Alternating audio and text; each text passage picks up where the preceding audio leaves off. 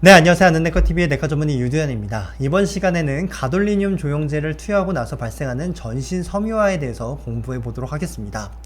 일단은 이 CT 조영제를 투여하고 나서 발생하는 급성 콩팥 손상을 이전 시간에 공부했었는데, 가돌리늄 조영제도 콩팥을 망가뜨릴 수는 있습니다. 대신 전제 조건이 있는데요.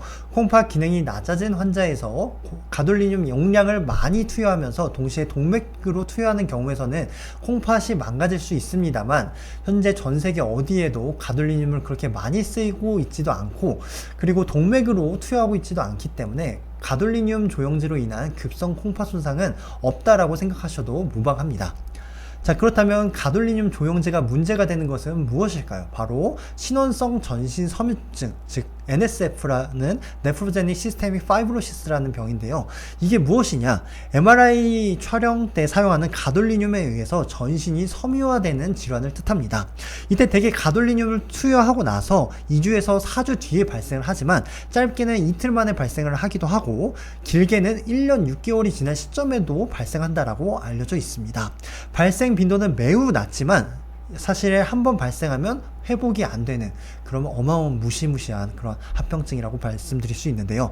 2006년에 최초로 42건이 보고가 됐고, 2014년에는 무려 800건이나 보고가 됐고, 현재도 매해 20건에서 30건 정도로 보고가 되고 있을 만큼 전신 섬유증은 보고 자체는 적다고 볼 수 있지만 여전히 전 세계에서 일어나고 있는 일이다라고 말씀드릴 수 있겠습니다.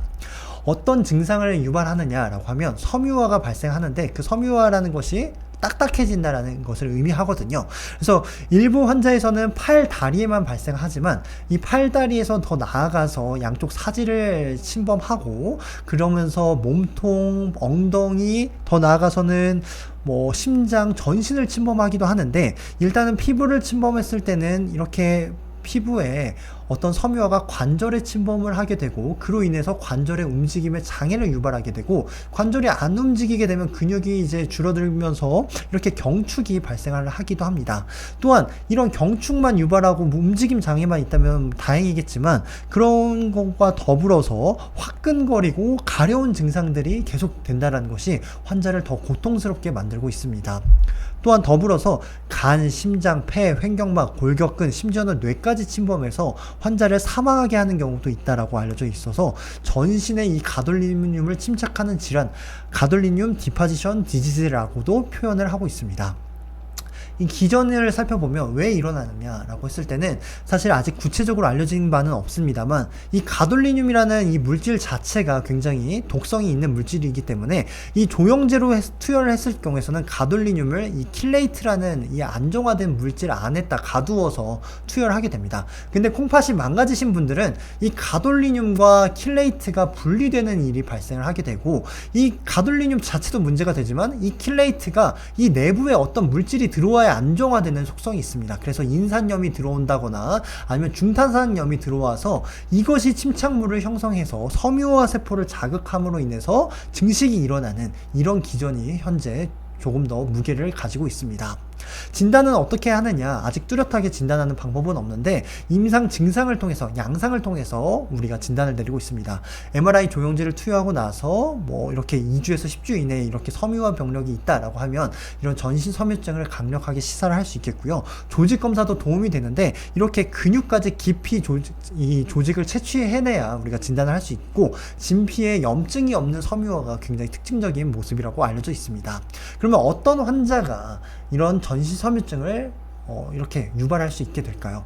그렇게 살펴보면 신장 기능이 안 좋으신 환자가 이렇게 전신 섬유증이 나타날 가능성이 높은데, 만성 콩팥병은 4기, 5기, 즉 GFR로 따졌을 때 30 미만인 환자에서 전신 섬유증이 잘 일어난다라고 알려져 있고, 투석을 받고 있는 환자, 그리고 급성 콩팥 환자, 그리고 임산부나 신생아에서도 MRI 조영제가 이렇게 전신 섬유증을 유발할 수 있다라고 알려져 있습니다. 그리고 조영제 중에서는 1군 조영제가 위험하고, 킬레이트도 선형 킬레이트를 썼을 때 전신 섬유증에 대한 리스크가 올라간다고 되어 있습니다.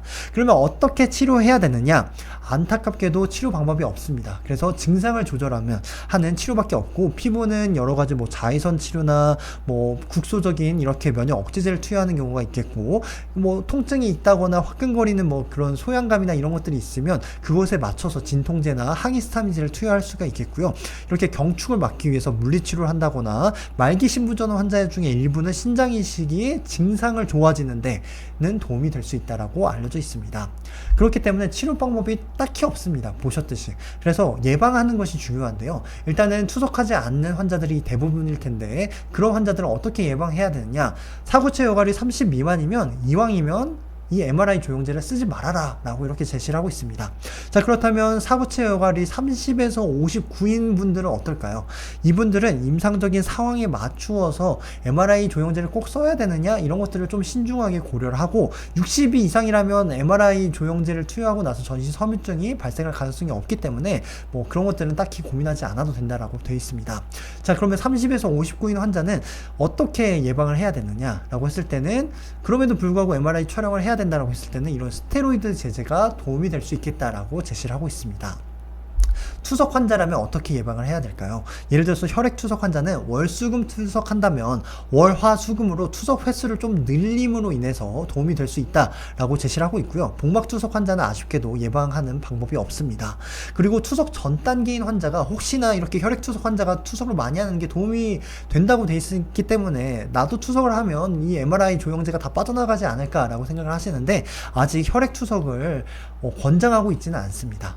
그래서 정리를 해보면 MRI 조영제로 인해서 신장 손상이 일어나는 경우는 거의 없다고 생각하셔도 되고요. 하지만 MRI 조영제에 의해서 전신 섬유증이 나타날 수 있습니다. 특히나 사구체 여갈이 낮아지신 분들, 30 미만으로 떨어지신 분들도 위험을 인지를 하셔야 되고, 그런 분들은 사실 치료 방법도 없고, 한번 발생하면 치료 방법도 없고 예방법도 뚜렷하진 않기 때문에 꼭 MRI 조영제를 내가 찍어야 되는지, 환자에게 MRI 조영제가 필요한지를 신중하게 고민을 해보고 다른 영상 촬영을 알아보는 것이 더 도움이 되지 않을까 싶습니다. 자, 이상으로 MRI 조영제에 의한 전신 섬유증에 대한 공부를 마치도록 하겠습니다. 지금까지 긴 영상 시청해 주셔서 감사합니다.